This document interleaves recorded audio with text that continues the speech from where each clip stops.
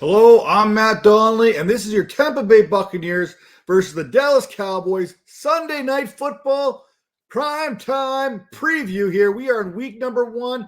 The games are already flying off the boards here right now, so it's time to talk about last year's season opening contest between these two franchises. Plenty has changed since that week 1 matchup all the way back in 2021. When the Tampa Bay Buccaneers got the best of the Dallas Cowboys in a 31-29 thriller. Now let's get to the tail of the tape between the Tampa Bay Buccaneers and the Dallas Cowboys, as both teams are perennial contenders in that NFC. Now I'll start with the Tampa Bay Buccaneers because, hey, they have Tom Brady. And Tom Brady last season, in that season opener, he would go on to throw for 4 touchdowns, 379 yards against this Dallas Cowboys squad. Now, when Tom Brady came back to the Tampa Bay Buccaneers after his walkabout, after wherever he went to the Bermuda Triangle, facial reconstruction surgery, I don't know where he went, and quite frankly, I don't care. But when he returned, that offensive line room did not look the same as when he left it once upon a time. That means Alex Kappa, he signed via free agency with the Cincinnati Bengals. Ali Marpet there, he kind of left there via retirement. And then you had Robert Hainsey, Tristan Wirfs. They got a little banged up along the way. And Aaron Steeney, he got a lot banged up. In fact, he is out the rest of the season. Now, Brady, he's like, 206 years old now, but he is still coming off his best season of his career, which is pretty impressive. A season in which he is coming off a 43 touchdown performance in which he averaged 312 yards per contest. Both at 43 touchdowns and the 312 yards per game led the National Football League in both categories. So you know what? I'm not willing to bet against Tom Brady, so I'm definitely not shoving all my money in on Father Time here. Brady is going to need to be quick on that release, with both DeMarcus Lawrence and Micah Parsons making side bets to see who's going to get more sacks this season. Now, historically speaking, DeMarcus Lawrence, he had 10.5 and 14.5 sacks respectively back in 2017 and 2018, while Micah Parsons, coming off a freshman campaign there, posted 13 sacks. So you know what? Both these edge rushers are more than capable of double-digit sack totals.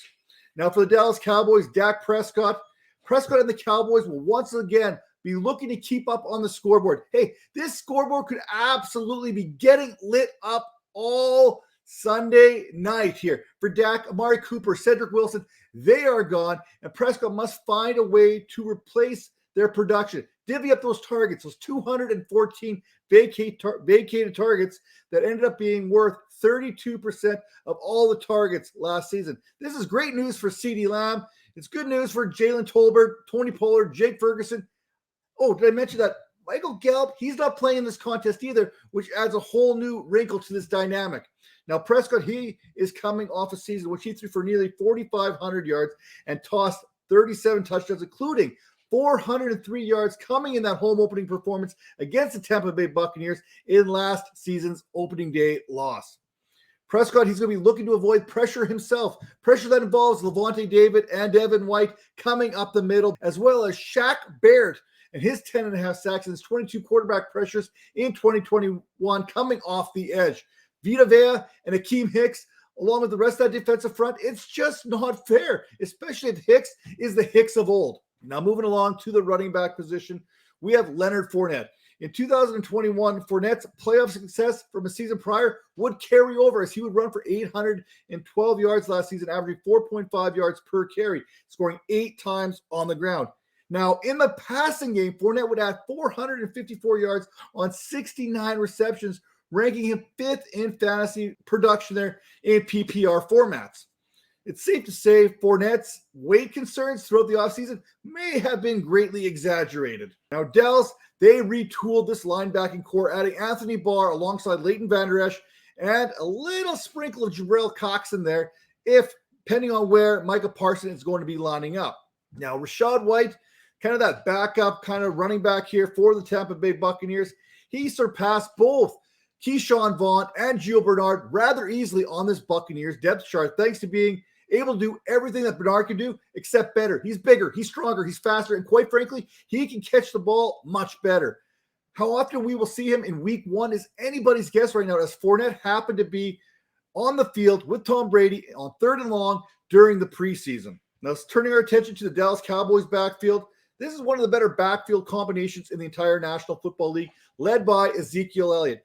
Elliott, he is finally healthy after spending much of last season hurt. I say hurt because he wasn't quite injured, because he did not miss that time, but he is coming off a 1,000-yard, 10-touchdown season, which is something that only 2 backs did last season, and Jonathan Taylor and Joe Mixon. Another thing to notice here when we talk about Ezekiel Elliott, his demise may be also greatly exaggerated here because he is coming off his 6th consecutive 1,200-yard scrimmage season. But the one knock here, especially in this contest, Elliott is going to find it hard to be running between the tackles with the aforementioned Vita Vea, with the aforementioned Hakeem Hicks there, because they are both stout against the run. When you can't run the ball, hey, quick screens, quick hitters, and that's why you get a guy like Tony Pollard on your team.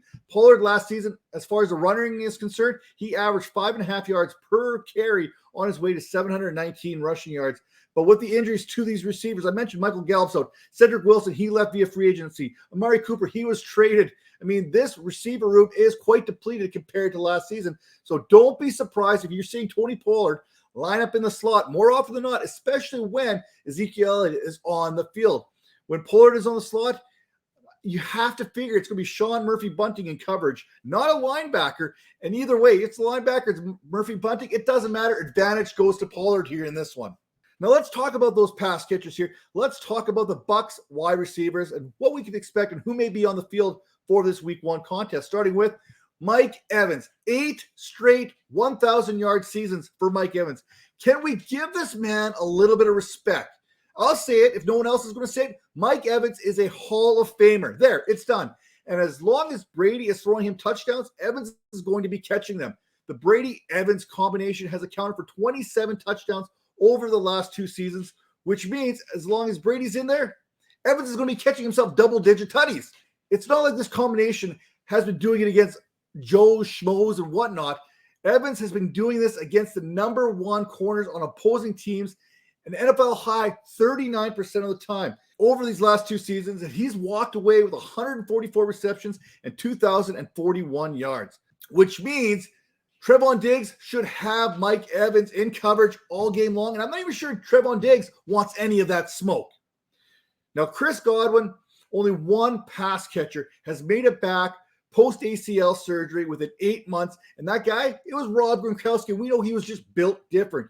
When Gronk returned, however, he was still only seeing about 52% of his snap share, so I have my doubts that even if Godwin were to set up, and he did shed the brace here earlier this week, I think he's going to be limited at best. I'm not counting on him being in the lineup here this week. Now, that leaves 2 other potential pass catchers here for the Buccaneers in that wide receiver room, starting with Russell Gage and Julio Jones. Tom Brady essentially handpicked Russell Gage at the beginning of free agency as Gage was coming off a 770-yard season with the Falcons, while another Hall of Fame pass catcher will be making his Buccaneers debut in Julio Jones after a disappointing 2021 season with the Titans, in which Jones had played in just 10 games and registered a mere 434 receiving yards on just 31 receptions. Many will ask if Jones truly is finished or if a Randy Moss type revival is in him with Tom Brady under center. Expect Anthony Brown to draw whomever the Bucs' second wide receiver happens to be, which I'm led to believe at this point to be Russell Gage. Brown allowed 54% completion percentage last season and picked off opposing quarterbacks on 3 occasions. So if Diggs gets Evans and Brown gets Gage, that leaves us with Jordan Lewis versus Julio Jones. Now let's look at these pass catchers for the Dallas Cowboys, starting with CeeDee Lamb. CeeDee Lamb was targeted 121 times, hauling in 79 of those targets for 1,102 yards last season. With more opportunities, Lamb will look to rebound from his wide receiver 22 campaign a year ago, which saw him limited to just 14.6 fantasy points per game. Looking at Lamb's production to date, you will see that only 7 receivers in the history of the National Football League have had more than Lamb's 2,037 receiving yards prior to turning 23 years of age. Perhaps the biggest takeaway is that Amari Cooper saw 20% of the Dallas Cowboys targets in the red zone in 2021 compared to Lamb's modest 11%. With more looks in the red zone, you can expect an increase in touchdowns, which means more fantasy production. Now, It may have to wait another week because expect plenty of Carlton Davis matching up with Lamb in this one, who is solid in coverage, and he had only 1 interception in 10 games last season, but he did defend 11 passes, meaning teams weren't really targeting the receivers that Carlton Davis was on. Now let's talk about the rookie pass catcher here in Jalen Tolbert. Tolbert is no slouch to the deep ball. Outside of Jamison Williams, Tolbert led all draft-eligible receivers in receiving yards on deep targets with 602. Tolbert has his first opportunity to prove that he belongs here, as he'll be lining up opposite of Jamel Dean most of the evening. Now, what about tight ends? Well, the Buccaneers, Cameron Brate, Kyle Rudolph combination. Seriously, there's really nothing to report here. Talking about either Cameron Brate or Kyle Rudolph just is a good way to fill time and extend this video a little bit longer. Okay, there. I drug it on as long as I possibly could. Now, what about the Dallas Cowboys tight ends here? Dalton, Schultz, and Jake Ferguson. Dalton Schultz is being disrespected once again as he enters this contest as a clear-cut number 2 option in this passing offense after producing 78 receptions and 808 yards last season. Expect plenty of targets to be heading his way once again this season, and expect Dallas to come out in more 12 personnel than maybe one might expect, meaning rookie Jake Ferguson should see some game action in week 1.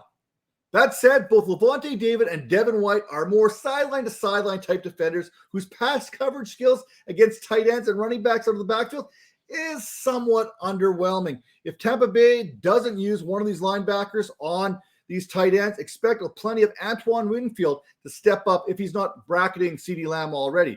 With that all being said, I'm excited about how this game is about to go down.